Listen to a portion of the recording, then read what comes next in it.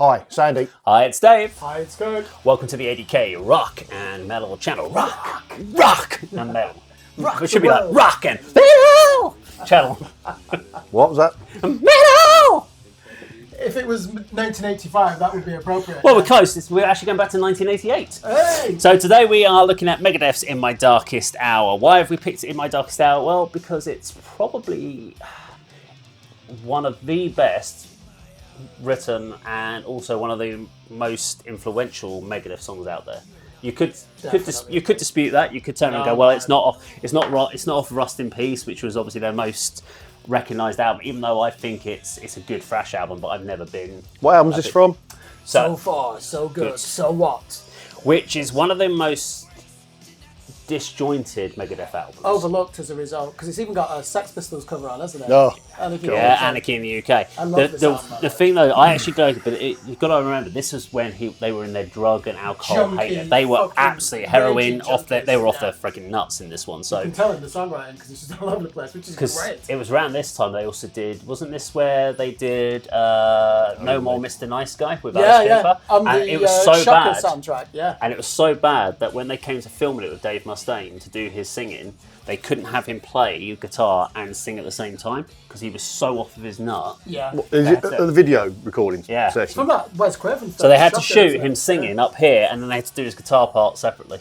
That's why you can't see anything. You can't see both of them because he was that's from back in the day. But yeah, this was written by Dave Mustaine after learning of Cliff Burton's passing. Now, it's not specifically written about Cliff Burton, but it did inspire him. It relates to loneliness and isolation. It came off of the So Far So Good What album, which, as I said, it's a bit of a mess of an album, but because the problem you've got is why it's in between. It's unhinged, isn't it? I love that. And it's so chaotic. But you've got the the album before, you've got Peace Sells But Who's Buying, and the album after is Rust in Peace. Two of their best albums. So Far So Good So What. Where did Countdown to Extinction come in the time? 92. After Rust in Peace. Oh, was it? Okay. Yeah. You can tell I'm not a huge Megadeth fan. So I love Countdown to Extinction. I think that's one of their best. And album. Euthanasia is my other favourite. So I love the songwriting on those two I like albums. the 90s stuff. Yeah, I'm saying. Then they went a bit weird. Anyway, so what we're going to do is we're going to discuss the video. We've obviously had a chance to go away, watch this video in our own separate worlds and like little planets that we live in. Yep. And we're going to take you through what our kind of thoughts are about it. Now, the video that we used was the edited video, which was taken for, I think it was done for a documentary one. It's called The Decline of Western Civilization. So that was what it was from. Metal years. So that's why we need to talk about that, because it is about 50 seconds shorter than the album version. Yeah, it doesn't have that intro, does it? Which is with the you didn't know. with the guitar arpeggios. So I want to you picked that well, Dave. Yeah, you're absolutely right. So that intro, so the video shortens that musical intro, which is a real shame because that musical intro on the album is such a good build up, and then this one it's like it's 10 seconds long. That's all you get, and then you're straight into it, which is a bit of a shame because you can't just go into that straight. 20 seconds in, we're already into the and usually you've got about 45 seconds worth of intro to build up to that. And also that has another part of the build-up as well, so you're missing a huge chunk of that in the video, which is a shame because it's such an epic. I know, you've cut some of the best build-ups, but let's kick into this 20-second riff. So you've got that 20-second riff. Yeah. Go on, Andy. I want to know, Andy, because you're not a Megadeth fan, really. I'm not a Megadeth fan. I know Holy Wars and Hangar 18, which were absolutely fantastic tracks. The only Megadeth album I've got and know start to finish is Countdown to Extinction. Right. And I don't know this track. I know. How dare you! That opening shot of Mustaine with his glasses on, blowing smoke, was featured on, and I've seen many times, on probably more than one heavy metal show intro, Headbangers Ball on MTV, something like that. Yeah. Just that shot of him looking moody. Exhaling cigarette smoke. Yeah, exactly. Sunglasses on in the studio. That's it, mate, exactly. So it's not one that I know. I mean, it's a slow, simple, chuggy riff. I mean, you said it's, 1988? Yeah. I mean, he does look so young, but that is getting on for nearly 40 years ago, 36 years ago. And as the video went on, I did kind of familiarise myself with the fact that maybe I've heard it on and off, but it's like I say, I'm not a Megadeth fan. I don't know why. I probably haven't given them the time, but I do like new odd songs, so I perhaps need to check these albums out. Maybe it's, you say it's, I'm absolutely no interest in drugs. Never have done, so that kind of puts me off. Certain bands certainly certain doom bands advocate drugs and build the whole ethos and dope smoker. Yeah, all that stuff. That's probably why I stayed away from that sort of area of doom, for example, because of that. But I'm not saying that's why I kept away from Megadeth, but it's interesting you say this is a period where they're heavily using and is it in response to Cliff Burton dying, or was it just how they were at the time? No, his emotions, the tumult of emotions, he was so shocked by it. I think other emotions had been bottling up, he released them, so it is spontaneous. What's the other free's excuse then? The whole drug use and stuff has just spiralled. So they started off in the early days, and it was mainly marijuana and alcohol, and then he started freebasing, and then it was crack, and then it was speedballs, and as he went through the albums, he just got worse, and he went for another one, to the point where it was heroin at this point. When they got to Rust in Peace and they had this platinum album, they'd not made any money because they'd spunked it all on drugs, basically. Right. So, and that's when they started clearing themselves up. When they got to Rust in Peace, they started going deep. And he went through. Dave Mustaine went through detox so many times into rehab, didn't he? Yeah. He kept going to rehab, and he'd go through it, and then he'd come out the other side. And how did he have time to become Did he become like a black belt in judo as well during this time? Maybe, something like that. His life is busier than yours. His hands were registered weapons. He kept going on. That was when he sounded like a complete cock when he started saying things like that in interviews. I mean, I like the pace of the song. It's quite slow, but his vocals are quite tuneful, surprisingly, aren't they? So this is his best ever vocal performance. Did you ever think I'd get lonely? He was actually able to change pitch. He's able to go lower. He's almost like Billy Idol. Do you not find at that point? Yeah, it's an enjoyable track. I mean, the crowd scenes, they seem to be vibing to a much faster song. So I don't think. But you said circle pit's going on. But are you sort of differentiating this, what we've seen as from an official music video? Because you said it's from a documentary. This was always used as the official video anyway. All right, but you just need to highlight that point, did you?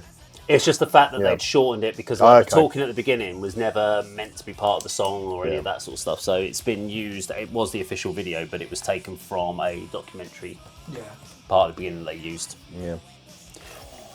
So go on. You've got some thoughts on this. Carry on. Do you know? I think this is such an important song in the canon of thrash metal. There's a naked honesty to it, a fragility, and thrash metal had never seen that before. Let's not forget, thrash bands are still writing about the genre of thrash metal and crowd participation.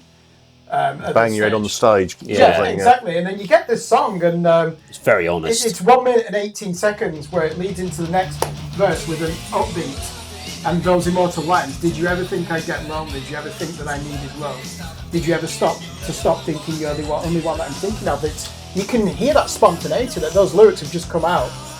And there's to me, musically as well, this is still a complex song because at 1 minute 36, there's a classic Megadeth transition technique where they'll just loop guitar scales and the drums will follow it. And they're building tension to move to the next section. And that's when he comes in saying, things will be better when I'm dead and gone. And you get the impression it was just, you get the impression it was like a one-take vocal. Because he's not a good singer, but on here, he does it. There's like a melodrama to it that's so honest, though. It's almost bluesy, that bit. So it's like, don't try to understand knowing you. I'm probably wrong. I mean, I love the fact that if you think about the songwriting on this, if you think about the era this was, So Far So Good to What, you go into Rust in Peace and you're back to like Return, you've got like Hangar 18 and Holy Wars. Take No Prisoners. It's all kind of political and elements like that. And he was obviously, he was the big thing. He was like Rock the Vote, weren't he? Yeah, MTV, as well. MTV, Rock the Vote.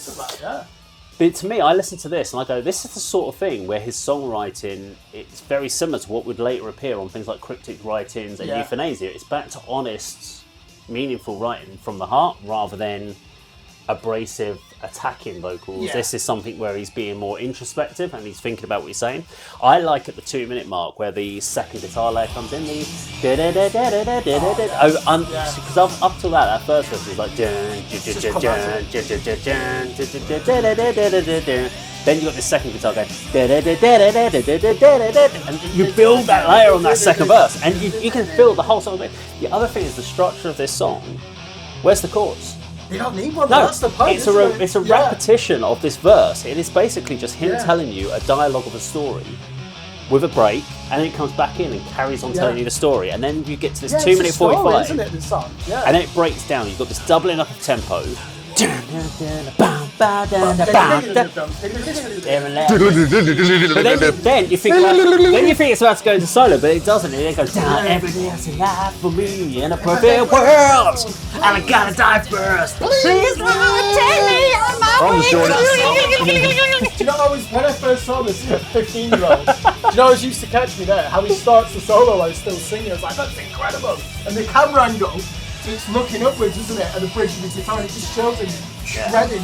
I don't know if it's like D major or something like that, but it's absolutely shredded. I was like, I'm hooked, give me more of this. The thing though, if I listen to this, is if you were to think about solos, if you go to the first 3 albums of Megadeth, the solos are unrememberable, if it's the best way I can do that.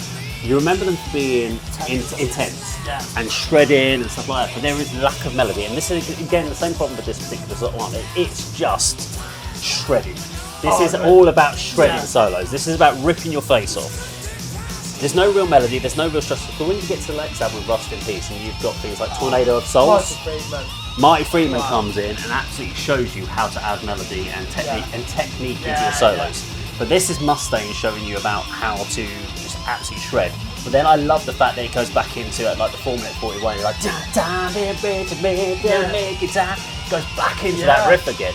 You're like, you were just expecting it to solo to the end. And then suddenly it comes back into another vocal beat. You're like, fuck me! And then it solos again! Are we meant to be interviewing Jeff Young at some point? He plays on this. I need to chase it up. I have got some details I need to chase up on that one, but yeah. You need to get up, because this, right, 3 minutes 54, his solo is insane. It starts off as this like diminished jazz fusion thing. And then you can hear him palm muting, and he just keeps palm muting the strings and doing these effects like, it's so fucking, like, it's just so fast. Do you know Bill and Ted's, that's what I was doing. What's that? You can actually have Jeff Young solo doing that. I just love it. And this was a big influence on the band. Yeah. Is a way that, because I say Megadeth, to me, are the first ever technical metal band. Certainly those first 3 albums, because there are so many different parts, and sometimes even they don't know where it's going. Well, this is the thing. If you think about this, 1988. I mean, what's weird is you think about this, but what was out at the time? Beneath the Remains was out at the time as well. It came out a year later, yeah. So you're talking about other bands that have also really technical, but there's a lot of bands who are following the standardized kind of big intro, then a big verse and a big chorus and stuff. And this, to me, was one of those songs that stood out for being not following that arrangement, whilst also being incredibly hooky and dangerous. Just bringing you dangerous music, isn't it? Which they lost, in the 90s. And it was simple because also that riff. I'm like, Andy, you could play this. Yep. So it can't be hard. Did anyone pick up, right? Go back to it. You need to show this, right? At 1 minute, no, was it 2 minutes 36? Is this stage diver, right? He jumps into the crowd and they all open up this fucking belly flops onto the floor. Did you catch that? No. Oh, it's hilarious. And I've done it before. You can actually just see like the people cringe, like, oh my god, we should have caught him with our elevated arms. So should have zoomed in on it. 2 minutes 36. Just go back and show it. It's fucking hilarious. He must have sustained some serious damage. Well, we'll have to throw that clip up there anyway. But there you go, Megadeth and In My Darkest Hour. Now let us know what you think about that particular song in the comments down below. Thank you very much for watching today, and we'll see you on another video sometime very soon. Take care.